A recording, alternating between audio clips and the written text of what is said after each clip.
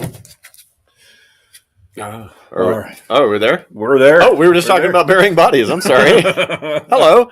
Hello. I hope that was not all on. That was okay. The red. Okay, we're good. We're fine. Yeah, when it's red, that means we're on. That means stop, so we can talk about the. Yeah. The Merkin? What? No. All right. Well, you're talking about that. Okay, this is fine. All right, Tony. Go to bed, man. Catch us on the rewind. It's all good. Hey, man. It's like 2:00 in the morning. He's been partying all night. Oh, there you go. Yeah.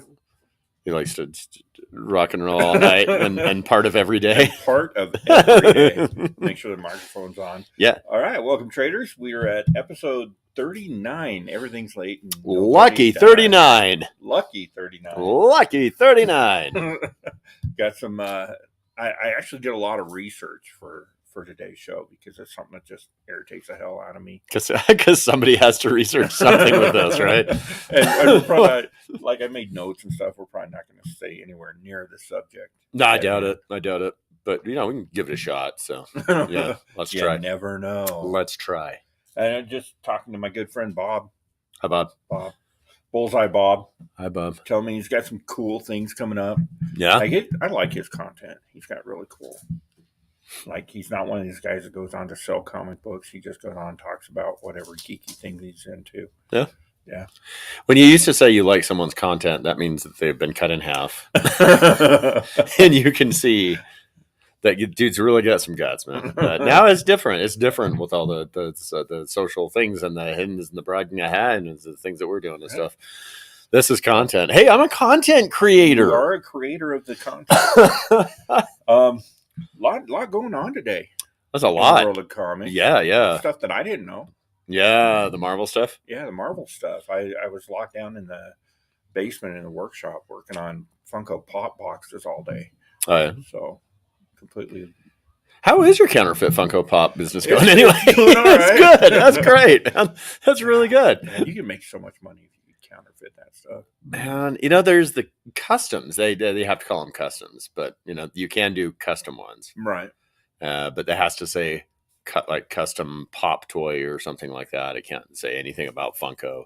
It can look like a Funko box, and it can say pop, but I don't think it can say Funko Pop. Those are your customs. Yeah. So if you can custom make me a Henrietta from Evil Dead 2, I would really appreciate it. It was that. It was hard. I remember back in the 80s, you get counterfeit. There were some counterfeit AF-15s floating around. Yeah.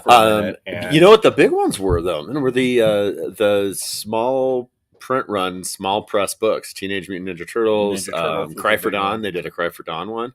The background is just a little bit different because they couldn't duplicate it exactly. There's a lot of stuff like that. I mean, Ninja Turtles was the size. That's how you could tell. What's the size on that book? I don't know what that first print run was done on.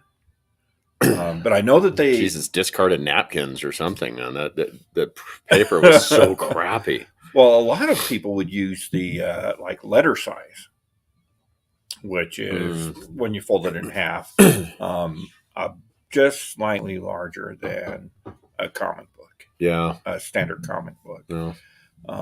And then what they actually used was like discarded material from an office or something like that, so that the paper was quite a bit bigger. And they used a mimeograph machine that they had bought secondhand or something like that in the garage. Mimeograph is also my dancing name. Just so you know. Mimi O'Graff. I'm an Irish lady of the night.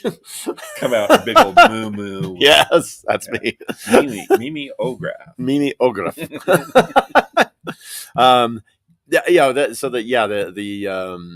counterfeit stuff that was a game back in those years. I almost said back in the day. I don't really like that term, but back in those years, that was sort of the.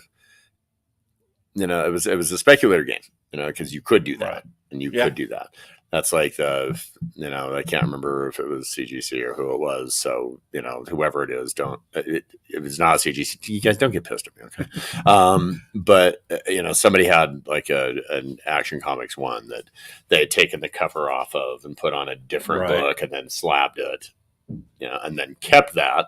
Then they bought like a cover, you know what I mean? Something. And then they ended up with an Action Comics one, and somebody had like an Action Comics one cover that was over like a crappy Walt Disney book or something like that. And so there were all kinds of different ways to counterfeit things, Right.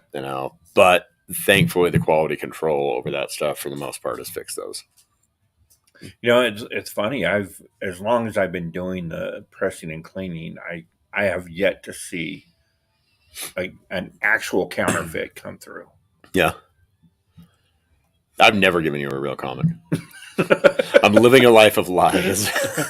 I mean, and it's pretty easy to tell when, at least with the bronze and early modern stuff, it's real easy to tell because of paper quality. Yeah.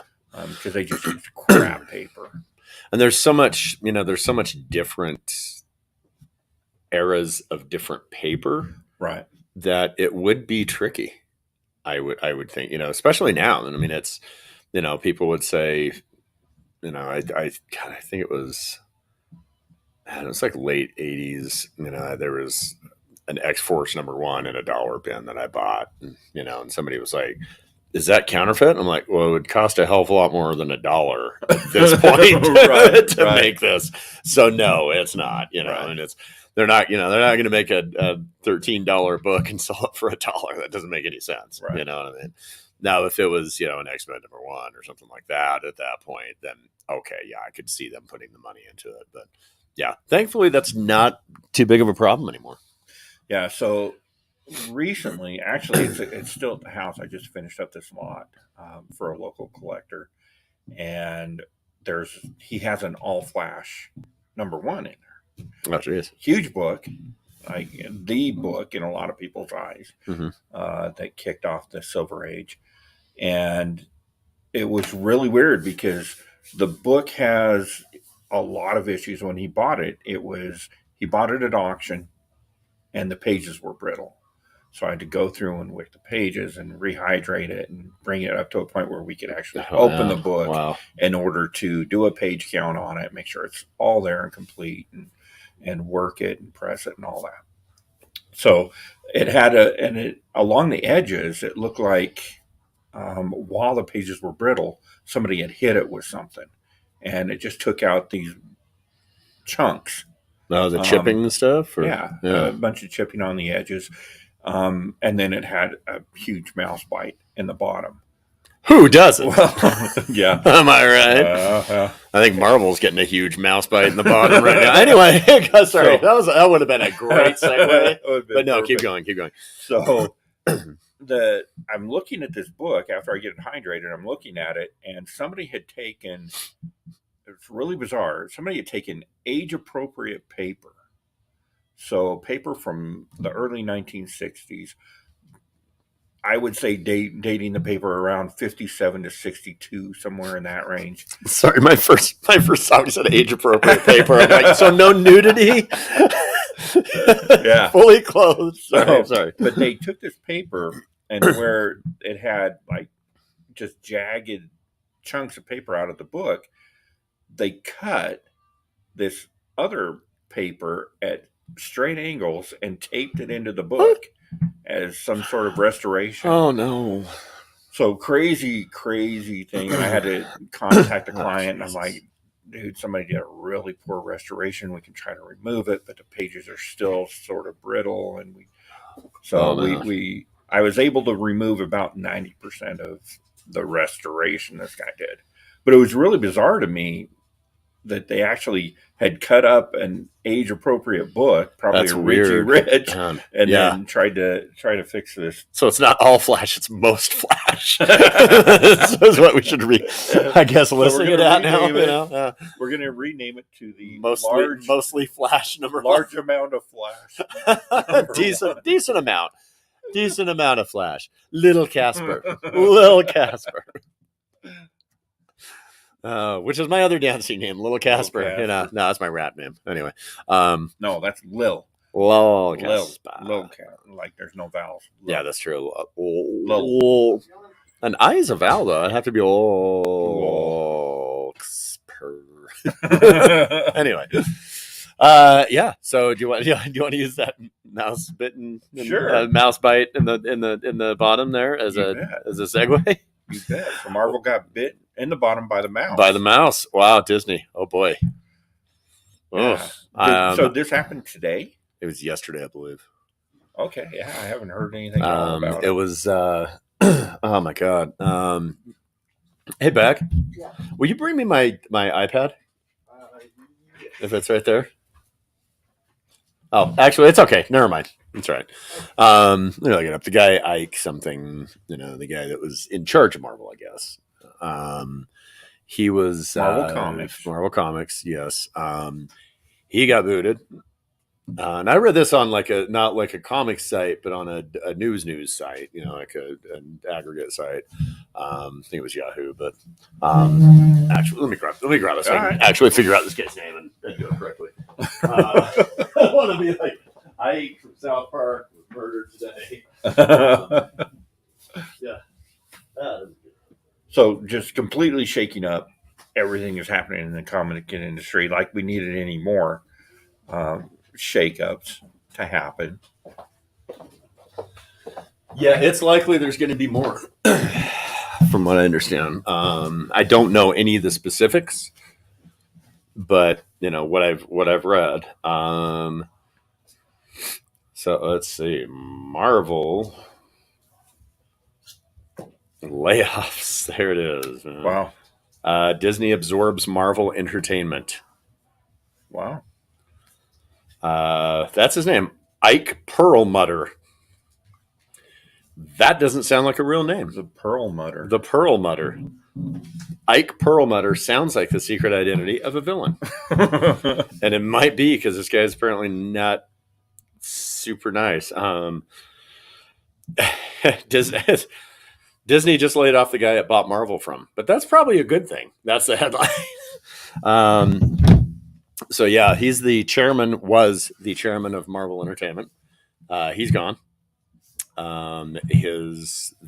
referred to it in the article that I read as his fixer. I don't know what that means anymore. Yeah. It's very Michael Cohen-y there. Well, that to me that's kind of a Sopranos thing, right? You got the fixer. Yeah. Go get the fixer. Hey, get the fixer. It up. Hey, what are you gonna do, man? Hey, I'm in some trouble. Go call Bobby. Go call Sal, the fixer. Call Ike. There you go. Call Ike. Yeah. 10-toe Perlmutter. He's got a good fixer. You know why I call him 10 toes? He's got 10 toes. That's why. He got booted. His guy got booted. They said thousands of layoffs. Have they done thousands of layoffs? Wow. The number I saw was 7,000. Okay, so I didn't know there were that many people even involved. Is there anybody left? So my first question there is, so that's Marvel Entertainment. So is that the movies? Is that the production company for the TV shows? Is that the comic books? I think that's mostly. I would say it's probably mostly comics. Honestly, it's not good. Doesn't look good to me. And Variety said Disney absorbs Marvel, right? Which means, it's like Disney's cost-cutting measures have reached the top echelons of the company. It's absorbed into other units of Disney. So it's looking like they're almost doing a DC thing here. Like they're just getting rid of Marvel Comics, Marvel Entertainment, and it's all going to be Disney. It's just Disney now. Instead of having two separate companies. I wonder how long it's going to be before they do the same with Lucas. Yeah. They probably will. I mean, Star Wars is still generating a ton of cash for them. Sure. But I mean, that's crazy. Man. That is crazy. There's a whole thing here. 7,000 employees. Wow. So yeah, typically that type of information I'll have to check when I get home because I haven't really done anything. I watched House while I was working today, so I didn't. I'm The not up to Variety date said on so. It's anything, real. so It's on the internet. I kind of go to Clownfish. Clownfish TV has Yeah. they follow the comic book industry really close. They do a good job with Yeah. it. So Yeah, it's interesting. It's a thing, and I'm a little concerned about what they're going to do. All right, aggressively relaxing. How we doing today? Hello. Says right. When did Fixer become an official title in corporate structures? About the time they elected Trump, I think. I was not going to say it. I was not going to say it. That is what it is. It is. Yeah, I was going to say, I don't know, somewhere around the end of 2015, maybe the beginning of 2016. I don't know. I don't like to get overly political. But I mean, it's those situations have brought those phrases and those titles and those Absolutely. ideas really into like mainstream stuff. And like you've got all these different things that we're in an unprecedented time. And I was talking to a magazine today. They're going to do a profile on the store. And I was saying, everybody talks about like the new normal. The new normal is there is no normal. I think that's very true. And it's like, they're like, what do you think about the future of the comics industry? What do you think about this? And I said, I don't know. It's up in the air. And I said, there will always be back issues. There will always be a back issue market. Right. There will always be some sort of newer issues, but I think this is a perfect time for smaller companies to get their foot in the door and take a piece of that pie out of there because, I feel like Marvel and DC both right now, and a couple other different companies are a little smaller, but mainly those two are running around in a panic right now. Right. Because they integrated a niche company into a huge company, and neither one of them really know what to do with it. Disney wants to make movies and TV. AT&T wants to make shitty phone service. Neither one of them know what to do, and technology that's somewhat unreliable. You know what I mean? And it's like, yeah, it's just sort of, I don't know. So, Mr. Marvin Wynn. Hey, Marvin. What's up? You know Marvin. I know Marvin. Marvin. Yes, I have. Marvin Wynn, creator of The Edge. The Edge says it's our not the guitarist, the comic book. I didn't say which one. I know for sure the comic book, though. Oh, okay. Well, sure. No, hey, maybe. It's our time. Yes, it is. It is time for these smaller publishers, independent creators, creator-owned original stories. This is a huge time for them right now. He is 110% right. I would like to see a future of our hobby where, like, I don't want to see the big two go away. And the reason why I say that, and a lot of people are, I've read like 3 articles in the last week about Spider burnout. Like there's too much Spider-Man. And I got a whole theory about Spider-Man and where they screwed up with Spider-Man, but that's a completely different thing. They can't just make books for me. Right. But I don't want to see them hurt. I don't want to see them damaged. I don't want to see Spider-Man go away or Daredevil or any of these heroes that we grew up loving. But I do want to see a world in our hobby where the independent voice is heard. And even as strong as it's come on in the last few years, I don't think we're there. We're not, but because we're in a place where you've got Marvin. Have you read The Edge? Yeah.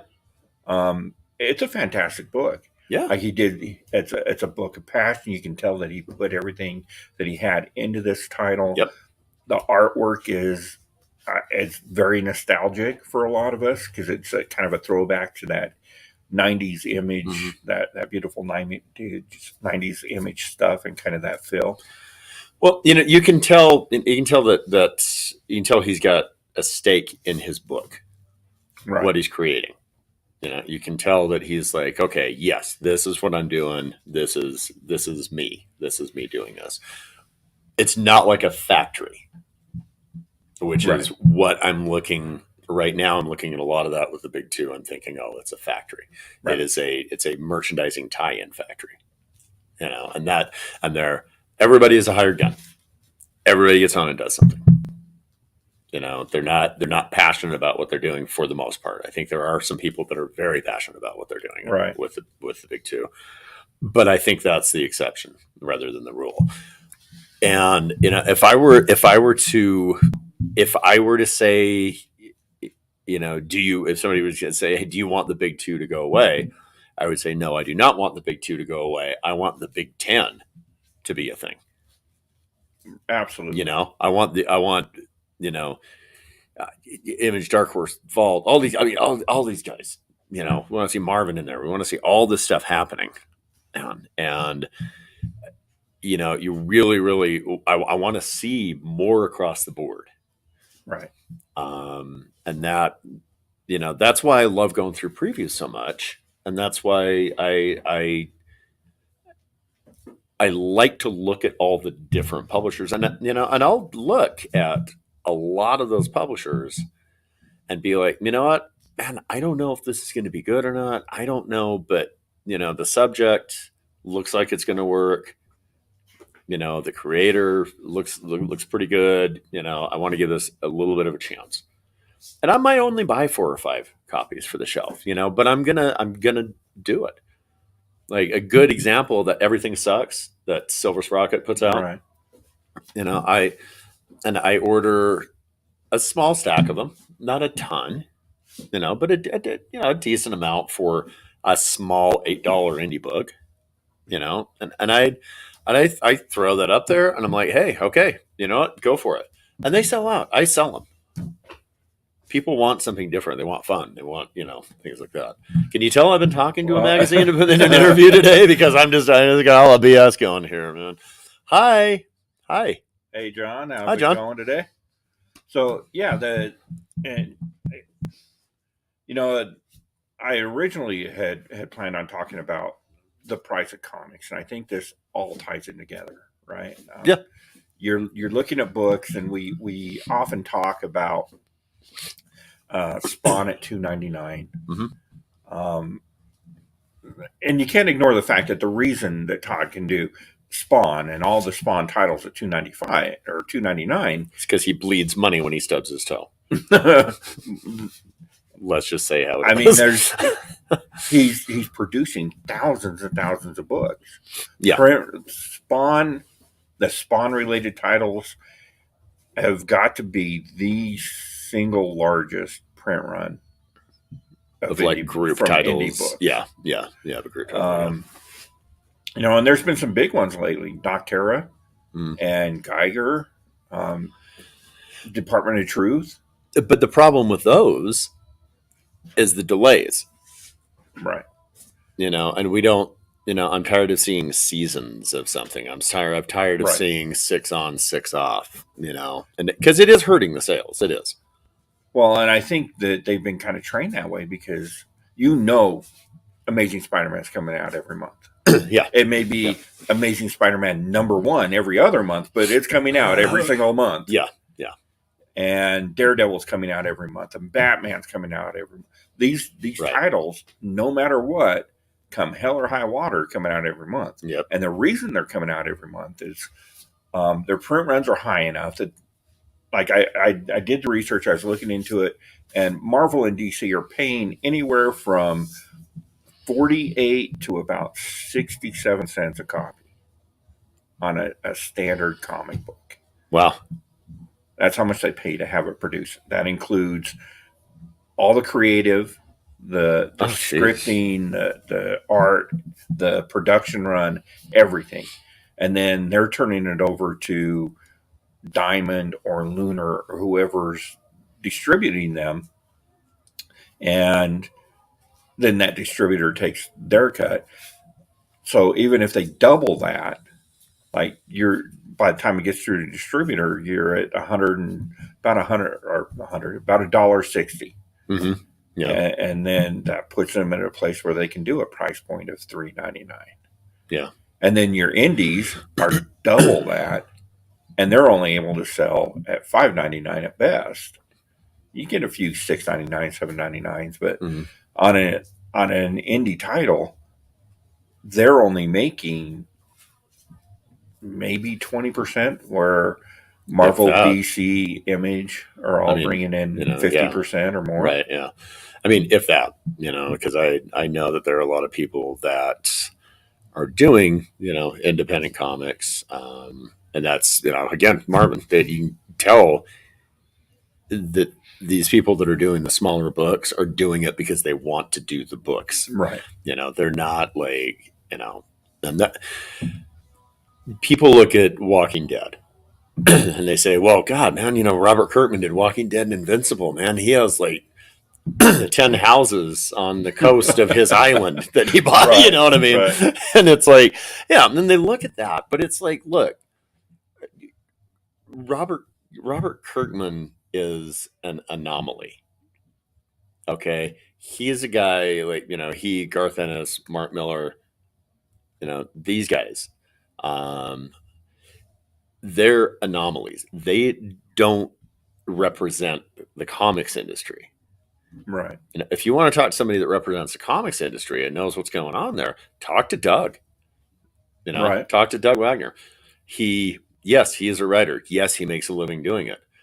But, he has been laboring at this for decades. I mean, he's been doing this for, what, 30 years, which is crazy because he must have started when he was 4. Yeah. Like Love you, Doug. cruising around in his Gen 1 Prius. And Yeah, that's right. yeah. Yeah, yep. And he's just, he's a guy that you talk to when you think about these things. And, you got to say, like, oh, this industry is for the love. Right. I've been here 19 years. I am not rich. Okay. I don't have money accidentally falling out of my pocket. I didn't buy the building. I'm doing this to augment my personal collection and do something that I actually enjoy. There are a couple of comic shop owners out there. Midtown. Okay, whoever owns Midtown, Right. Bob Midtown or however his name is. I don't know, but whoever owns Midtown, ton of money. It's got to be loaded. Like Lone Star. I don't know if they've. I don't know what kind of financial situation they're in. Probably pretty good. But Mile High. Like those guys. They've got. I'm imagining probably some pretty good money. They're doing pretty well. I'm not doing poorly, Right. but I'm sure as hell not rich. Well, and none of those guys, none of them got there through hard work and perseverance and like some great business acumen. They didn't. They just didn't. They got there, and this could happen to you tomorrow. They got there because they walked into an old lady's attic, and there was millions of dollars worth of comic books just laying in an attic in perfect condition. Yeah. Like, and that's nothing against them. I'm sure they're great business people and they're running a nice business, whatever. Yeah. But the reason that they are where they are and you are where you are is you haven't had the opportunity to find that $1 million collection in the rough. Yeah. And you know what? The amount of time I hang out in old ladies' attics, you would think by now think that would happen. Something would have happened besides a rust sheet. So, I mean, that's so true too. I mean, you get these huge collections, like, a big Fantastic Four collection that, paid off bills. Yeah. It's awesome. Great. Cool. Store doesn't have debt. Okay. That's fantastic. But that doesn't happen every month or every year or every 10 years. That happens once every 15 to 20 years. It's a great collection. And, or Rich Rod. Yeah, well. Yeah, that'd be nice. Yeah, that's true. That's aggressively relaxing. This is, what does it say? My buying. My Buying buying habit every Wednesday is the usual Batman, Spider-Man, X-Men, Star Wars, but I always try to pick up something weird. I do that Yeah, on occasion. yeah. I think that's a good idea too. Even if you, yeah, even if you like more mainstream stuff and just superhero things, I always think it's a good idea just to pick a random title up and just check it out. It's not, it's $3, $4, maybe $5. Yeah. You know what I mean? It's like, and I have people that come in here and they're like, oh, 2, 3.99 books. Oh, I don't know if and I'm like, you're not buying a car. Come on, man. It's $4. And if you can't afford another $4, you probably shouldn't be in here buying comics. And I Right. don't say that like from an arrogant place. I mean, like, if things are that tight, maybe you need to just pause the comics for a little bit, get back where you need to be, and then come back in and try some other things. But, and most of the people that come in, because, let's face it, this is a discretionary income sort of store. Right. It's a destination store. It's a discretionary income store. It is, once you pay your bills, once you get some food, once you put gas in your car or, get your bus pass or whatever the case may be, then you got a couple bucks to spend on comics. But I always feel like, man, if you haven't eaten for 3 days, and your family has basically made you move out because you're buying comics all the time, maybe you should re-examine some stuff, Right. But for the most part, most of the people that come in here, and I understand people are on a budget, and I respect that and I get that, and I never want to push anybody over their budget, never. I feel that's a responsible way to get people to keep coming in. But, we do have people that come in that are like, oh my God, this big stack of books. Hey, you should check this out. I know you like this stuff. Maybe you should check out this. I know that you like, 90s adventure stuff. Here, try the Edge. I know that you like, supernatural stuff. Here, try Down the Mall. You know, check this out, man. You like kind of more edgy versions of Doctor Strange and Hellraiser or Hellblazer and stuff like that. Check this out, and I think that's a great way to do it. To aggressively relaxing. May I call you aggressively? Okay. First, aggressively. call him. Hello. What do you want? John Stout. Oh, JG says, like seeing you guys live. Thank you. I like to be live. It's my favorite state of It's being. my favorite state of being is being alive. Oh, live, not alive. Okay, all right. Now, you always want to try and get something new in somebody's hands, and I really do think that hands-on sort of approach and that almost, I don't want to say adventurousness, but maybe, with somebody coming in and buying things, I think that's the future of comics. Right. I think really handing somebody something, just putting it in your hand, and just saying, yes, this is what, check this out, at least look at it. Maybe it'll stay in their mind. Maybe next time they'll buy something different. So I think that's a good thing. Yeah. And as far as the pricing, like, I understand when a smaller publisher has to charge more. I get it. Yeah. Well, and that's what makes it hard is,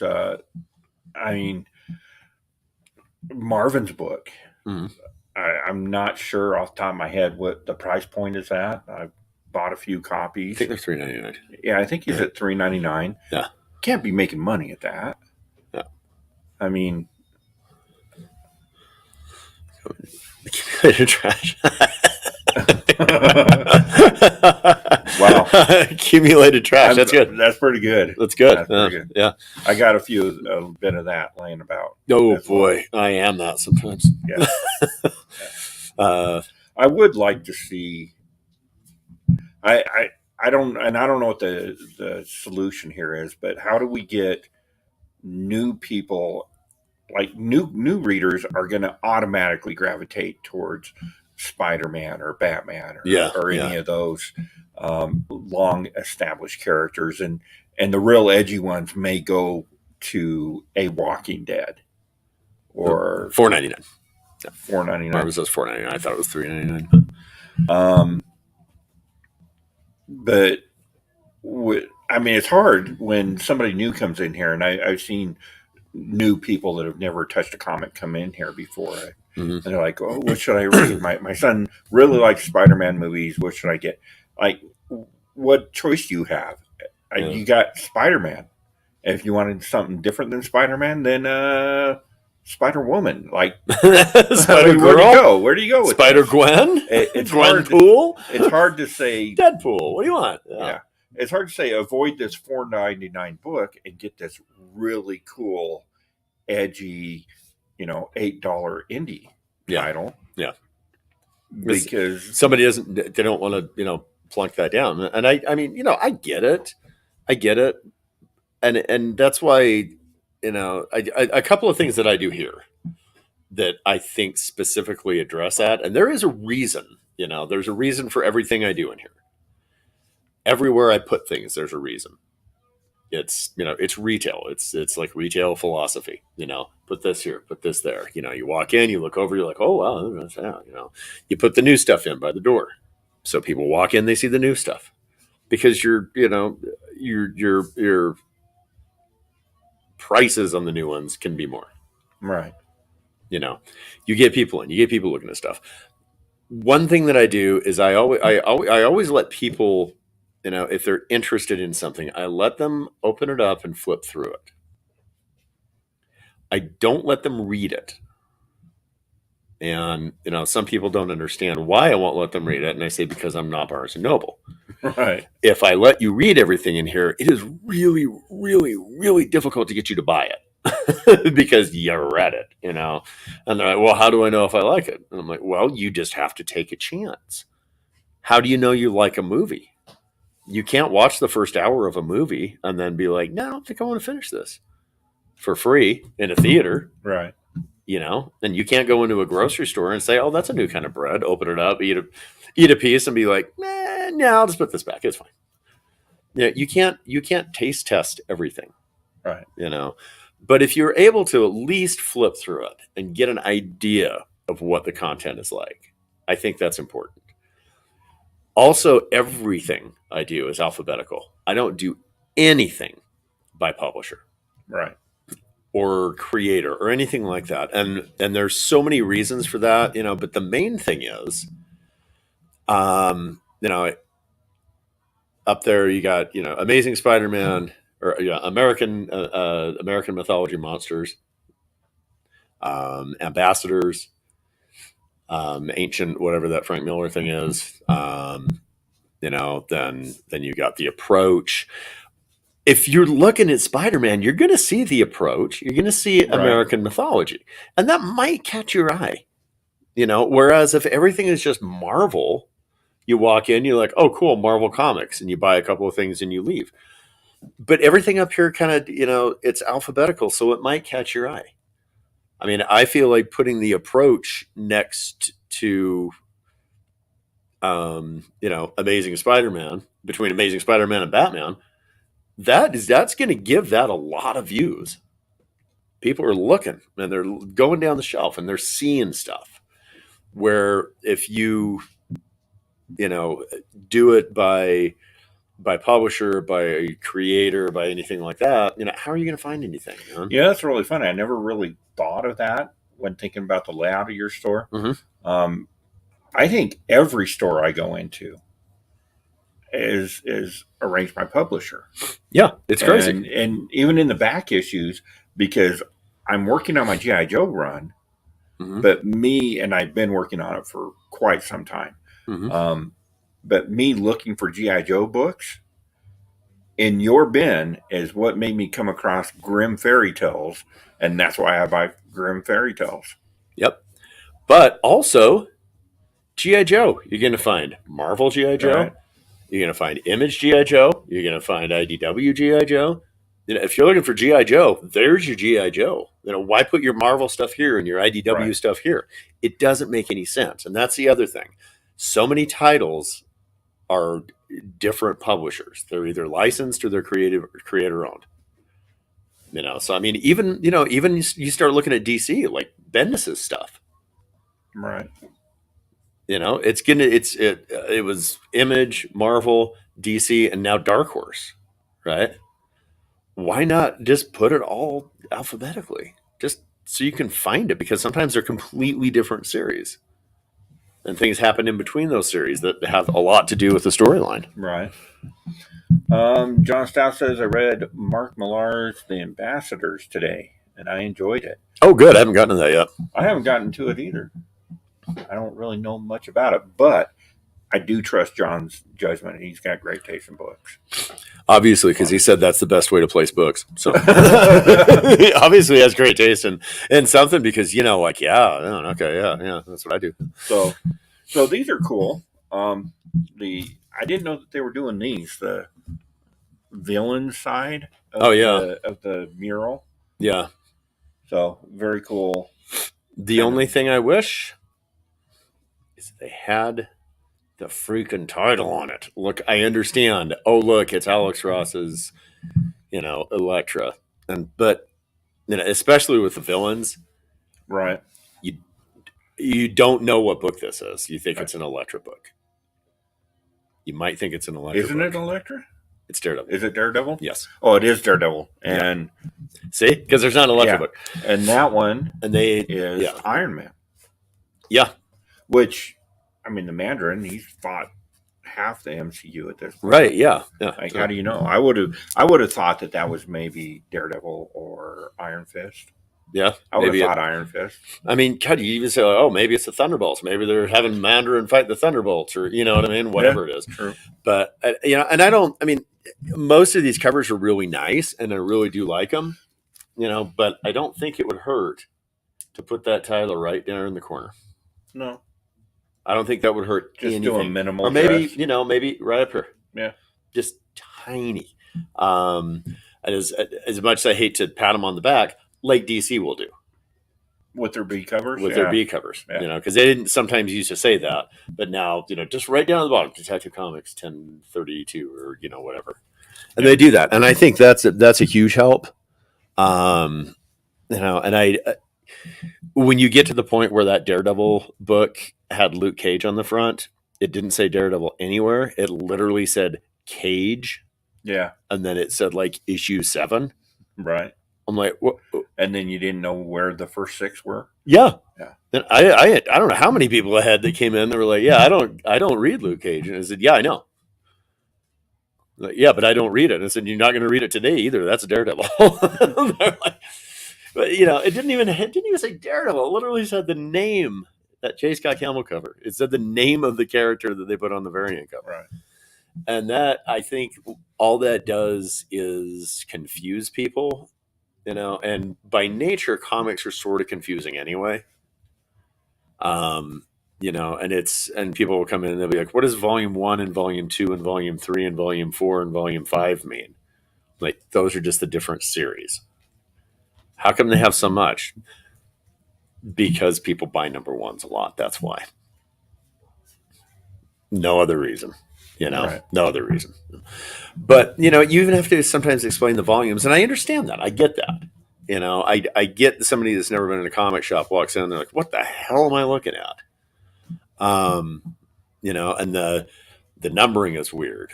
And the different series are weird. And there's legacy numbering and there's regular numbering. And then there's, we did Spider-Man all the way up to 802, and then there's number 1, and then as soon as he gets to 1,000, we're going to start it with 1,000, and you know what I mean? All the numbers change, everything changes like that. Well, and DC was bad about that a few years ago with the 750 issues. Yeah, with Flash, and then Wonder Woman, and they're going to do it again with 800. Yeah. They're going to do it again with 800. Wonder Woman and Flash are going to hit 800. And then they are going to go to a new number 1. Yeah. Which I think is a huge mistake. Just keep the damn numbering on there, man. Remember when they used to say on the cover, new story arc? Or, like what was the detective one? Idiot Root, 1 of 5. Death in the Family, right. 1 of 4, and they would put that stuff on there. And that would make it really easy to just grab something. Now you have to open it up. You have to, you don't know if it's a new storyline, if it's not a new storyline.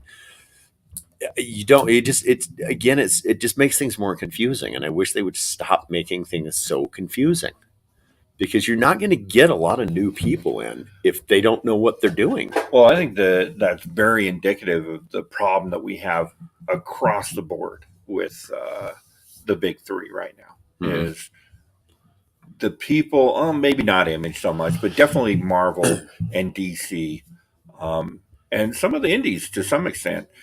They're the people that are doing this. I don't think they've ever opened a comic book.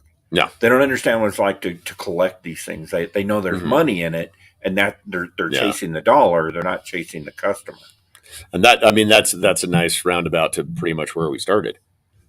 With the corporatization of all of it, and folding this company into that company, and then folding that company into another one, and then folding that into a umbrella of the Disney executives. And you think Bob Iger reads comics? Bob Iger doesn't even know what a comic book is. He has no idea, but he sure as hell knows what the Avengers movie is. I don't think anybody in AT&T management has any idea. Probably never read a comic book, never looked at it, have no idea what it is. And here is my hot take on the MCU, because we're hearing a lot. I listen to a lot of political commentators, and we're hearing a lot that that superhero movies are dying because they're all woke and they're doing all this inclusivity and all that. That's not what's killing them. No. What's killing them is these people that know nothing about our characters are trying to tell us who these people are. They want to tell us who Spider-Man is. Yeah. They don't have a clue. They never opened a comic book. Yeah. Well, and I keep bringing this up, but when I was talking to the person on the phone that I was talking to earlier today, they said, how do you feel about people saying that, diversity is killing comics? I said, the thing is, everything is diversity. Yeah. If you only read, and I know I'm kind of simplifying this, but if you only read straightforward, traditional superhero comics and you try 8 Billion Genies, that's diversity. There has to be something for everyone there. You don't have the movie industry doing one genre or one type of thing or catering to one specific section of people. Okay, you don't have that. And diversity means everything. I think people have given that a bad name. They made it into a swear word. Right. I'm diverse from you. You're diverse from me. Yeah, we're a couple of bald white dudes sitting here talking about comic books. Sure. But we're very different. Right. And there are things up there. And if you don't embrace diversity in your readership, then you're history. You're not going to make it. When I started this store, it was a bunch of 20 and 30-year-old white dudes coming in, buying Spawn, buying Spider-Man, buying Batman, buying, Avengers, whatever. Right? Maybe some Walking Dead. Yeah. Now there is no demographic for the store. No. And I love that. And you know what? Man, if you come in and you're like, okay, I want to read about Riri Williams, but the Punisher offends me, don't buy the Punisher. If you come in and you say, I want to read the Punisher, but I can't stand that Thor's a girl, don't buy Thor. That maybe that's not for you. Not everything has to be for you. And that's right. And that's how I feel about diversity in comics. I think it is very important. And what's wrong with it? Oh. I don't see it. If it's for no reason, if it's just to throw stuff out there and say, look, we have a gay character. Well, that's dumb. Make it organically happen. Okay? Make it happen. The whole thing's about stories. Use the story to tell the story. To kind of tie that back in, I am conservative. in thought and a lot of things. I'm very conservative, and to me, the problem with diversity in comic books isn't that they're trying to give us a new version of a character. Hmm. It's why are you trying to tell me that Clark Kent is not what I've known Clark Kent to be for the last 100 years? Yeah. Why can't Clark Kent be who he is? Tell me Steele's story. John Henry Right. is a fantastic character, and that's somebody I want to see on screen. And yeah, and without the shack. Yeah. Without shack. Without the shack. Without the steel shack. Yeah. Terrible place to eat. Like, and what There's that is metal filings in all their shakes. It's terrible. What that is to me, and Michael B. Jordan, God bless him, that he stood up for us when he did this. Like, they said, we want you to be the new Clark Kent. And he's like, no. Like, you've got Superman. I'm not Superman. I don't look like Superman. I love Superman. That's not me. I will be Calvin Ellis, but I won't be Superman. Yeah. Like, the executives need to stay out of it and let the fans dictate what these heroes are. Let the creators dictate what that can be in dangerous territory as well. It could, but and I mean, but I don't listen to one section of the fans. Right. Listen to everybody. Right. You get that. The focus groups never work. Right. Okay, let's get these 5 people that are exactly the same in here and see what's going on. He said, "Hell no, I'm crazy." yes, he did. Yes, he did. Wait, he's Sabretooth? No, sorry, different creed. Okay. Yeah. So, and I don't even. I mean, again, diversity's almost become a dirty word, right? And it's like I don't know. I don't. Positive connotations turn to negative things. Negative connotations turn to positive things now. Yeah. I don't even know how language works anymore. Yeah. All I know is there has to be something for everybody up here, or else the industry is gone. And you can tell a true comic fan when you talk about diversity, because the true comic fan is the one that tells you we've always had diversity in comics. Yeah. Like, if you don't believe it, like a Jew in New York dressed in red, white, and blue beating up Hitler on the cover of his comic book, 1940s. Yeah. My God, go back to the 70s if you want to talk about Wonder Woman or Blade or there's always been diversity. So diversity isn't hurting the comic industry. No, it's not. And it is the comic industry. What they need to do, like you said, don't listen to one section. Like, actually, I would say cut out the sides and let the middle speak. Mm-hmm. Like, don't listen to Jonesboro Baptist. Don't listen to MAGA. Yeah. Let those of us in the middle let you know what we think. Yeah. Because there's 50% of us. That other 50% can go to hell. There you go. All right. That's just my There you go. All right. All right. I did want to show this off. I know that this is not your thing, but Watsy did something right. The Saturday morning adventure stuff, if you read any of that, the G.I. Joe, it is so cool. They're doing these comic books in the cartoon universe that was created back in the 80s. Mm-hmm. I mean, that was meant for me. I mean, these cartoons are made. Well, you probably recall more of the 80s than I do. I was in a spot in the 80s. Boy, was I in a spot. I wasn't, this doesn't get the nostalgia for me that it does for a lot of people, because I wasn't watching this stuff. Right. I was just like, oh, okay. Yeah, whatever. I wasn't watching it. Kind of like Transformers, G.I. Joe. Transform. Transfer. Come up, rubbing to meet ya, man. Kind of like that stuff to me, because I wasn't, I don't know. I was doing other things at that point. Some good, some bad. But this is the thing. It's not for me, but it doesn't matter. It's for somebody. Yeah. I'm not running a reading room for myself here. I'm running a store to cater to many different people. Um, and the fact that you are finding like so much joy in these is great. Well, and this falls into my new philosophy too, because I stopped. I adjusted my hold, so I'm only getting the A covers of what I've been getting, Mm-hmm. and it's allowing me to branch out and get more stuff. Yeah. Yep. So that's Yep. and that is making it a lot funner. You told me to do that, so Yeah. I'm having more You know fun. what? I'm Yeah. enjoying reading again. Have more fun. Yeah.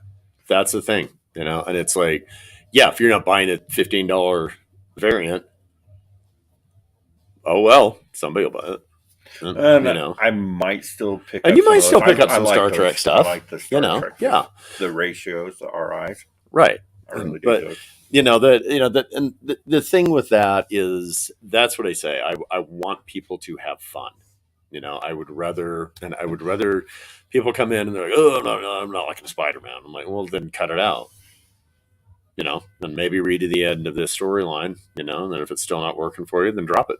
Give it a break for a little while. Give it a break, Yeah. Or keep buying it, sit it over here for a couple months, and come back to read other things, and then come back to that. Right. And say, oh yeah, you know what? Yeah, I kind of did miss this fun Spider-Man stuff. It can sort of rejuvenate it sometimes. And John Stout pointing out the story of the X-Men always been diverse. It's all about it. That's what it's all about. about it. Yeah. The X-Men persecuted minorities.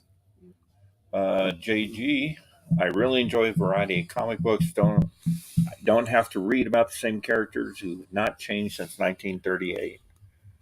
And there's a point to that. There's a great point. I mean, I read a lot of Golden Age, Silver Age stuff because of what I do, and yeah, it's not great. It's not the best writing. Yeah, man, but it's goofy. But like every once in a while, you're like, put a plot. I know you only got 6 pages, but put a plot in there somewhere. Do something. Oh, Batman found an owl man living in the dresser drawer. What's he gonna do? The Joker set it up. The end. No, I mean, and that's a good point too. And I'm not saying, don't. I think changing the character and furthering the character are different things. I think that changing Batman, that's what I don't like about Batman Incorporated. That's what I don't like about like the return of Bruce Wayne and the Grant Morrison stuff, because it changed him.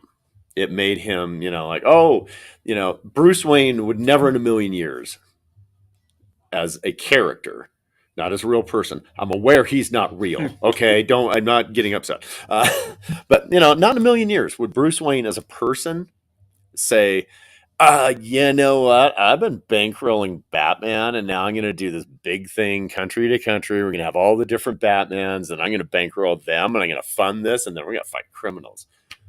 Bruce Wayne would stay so far away from anything Batman.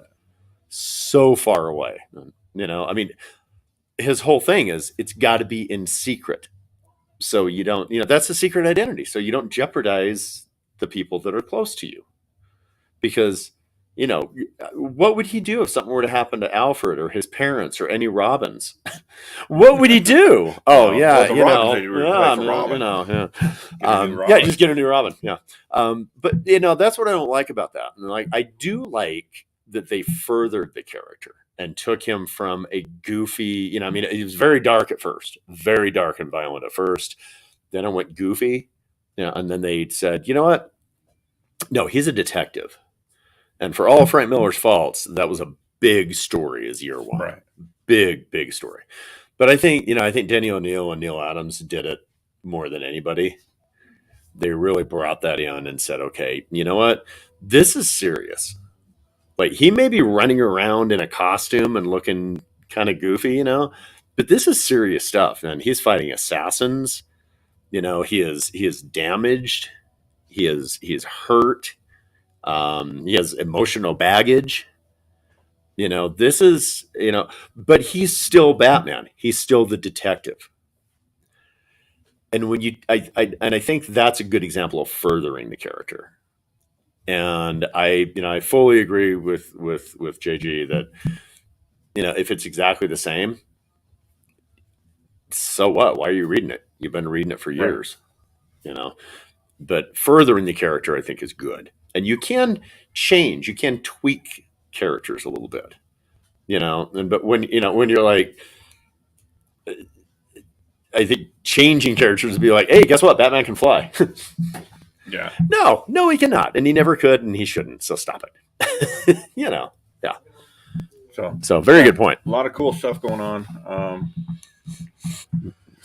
What did I do? You hit someone. And I like Superman, but like you said, got to take breaks for sure. Yeah, set them aside. Yeah. You can't read exactly the same thing. It's like you can't listen to the same band every day. Well, and they all run in spurts too, because Daredevil has been on a very long run of great books. Yeah. And it's starting to wane a little bit at this point. That's what I hear. Detective had a great run about a year ago, just coming off that run, and it's been kind of down. But it's starting to pick up again. And from what I hear, Amazing Spider-Man, starting to really come into its own. Yeah, that they're starting to address, I think, some of the story beats that they've just been letting sit there for a couple of years now. And it's good to have those story beats and move from one situation to another situation, and like, oh, okay, yeah, and leave a little bit of subplot, hanging there. But you can't dangle an unknown subplot that even the writer's not sure. I don't think what's going on. But I mean, Zeb Wells is a good writer. I like his writing. I think I have confidence that he'll address it and tie it up. It's maybe just been going too long. And when you're working with a legacy title like those, it's hard to keep it going for so long. I feel what's going on in Daredevil right now is they're just kind of, okay, it's been so great. How do we top it? And like, they need to not try to top what they've done. Yeah. Just tell the story. Makes sense. Figure that out. So, all right. John says, I do think they're going Alfred back to the main Batman universe at the end of the current storyline. All right, so we're going to get Alfred back. I think Batman needs Alfred. He I have does. a hard time with Batman without Alfred around. I mean, we can change Robins. All the Robins are really interchangeable. Yeah. Just a bratty little kid that needs to be put in place. And they're all, basically, that's all they are. Yeah. But Alfred is Batman's Jiminy Cricket. Like, without Alfred. Yeah. I was gonna say, Batman's the brains, Alfred's the heart. Yeah. Without Alfred, and they've tried, putting Selena in there or Vicky, but it's not the same. Alfred is the one person that will forever unconditionally love Bruce. Yeah. Vicky Vale. Sorry, I listened to Prince's Batman soundtrack not too long ago. Vicky Vale. All right. So again, shot way over our allotted time, because that's what we do. Currently reading. Oh God, yeah, rereading. That was tough. Currently reading Walking Dead. Couldn't imagine having to wait every month for a chapter. That was tough, because Kirkman lives for cliffhangers. Yeah, most of them not resolved. I've never read a single Walking Dead book. I don't say this often, but it's so much better in trade. Or if you just sit down and read them all. I mean, I've got them. I've got them all. I've never actually watched them or read them. Yeah. I watched the TV series for the first 4 seasons. It was rough, man. I couldn't get through the 4th. It got really... Yeah. It's too violent for me. Yeah. It's not violent enough for me. Like, there comes a point that senseless violence just doesn't make sense. Senseless violence is my middle name. Yeah. It's a long middle name, but it's still there. All right. So we're going to wrap this up. Thanks, Marvin. It's a great show. So make sure to tune in every Thursday, 3:30 p.m. Mountain Time, where we sit here and do this. We'll talk about something that's completely unrelated to a subject that we predetermine. And definitely go over our allotted time. And every Wednesday, we come to you live from Black Hat Comics. We go down the wall, let you know all the new books that are out. So We do, as long as it's not a horrible blizzard, as long as it's not a which horrible might blizzard. go all year. You never know. Yep. Could be having blizzards in June this year. It could be, yeah. And then I'm not sure when it's going to drop, but we're going to start. I've had a lot of people want me to bring back the final order cutoff video. So look for that starting next week. You'll know what books are coming up in 3 weeks so that you can get them on pre-order. Helps your LCS out if you pre-order some books. Always helps them out. Do you Yes. charge for pre-orders? Or you just when they come in? No, just when they come in. Just when they come in. So, and I'm sure if you have a hold, you can put whatever you want on there. if you have any reputable LCS, they will let you pre-order books. Go in, look through the previous catalog. Yeah. If it's not a regular, we do prepays, but we still. Yeah. Right. Yeah. All right. So we will wrap this up, and we will see you later, traders. Oh, wait! You got to comment. Make sure you like. You got to like it. And subscribe. Like it and subscribe it. And ring the bell. Bing. To be notified. There's the bell. There's the bell. There it is. And ring the bell to know when new things come out. Yay. All right. See you later, traders.